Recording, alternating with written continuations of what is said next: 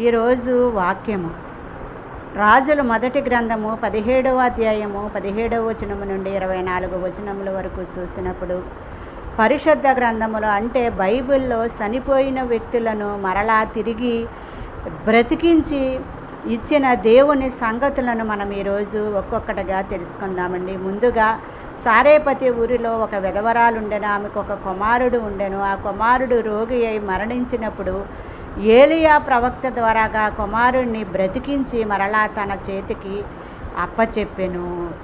ఆశ్చర్య కార్యములు, అద్భుత కార్యములు, గొప్ప సూచక్రియలు, మహత్కార్యములు అంటే ఇవ్వండి. ఇటువంటి అద్భుతమైన ఆశ్చర్యమైన గొప్ప సూచక్రియలు జరిగించే అవకాశాన్ని క్రీస్తు పూర్వములో ప్రవక్తలైన వారికి దేవుడు అనుగ్రహించాడండి.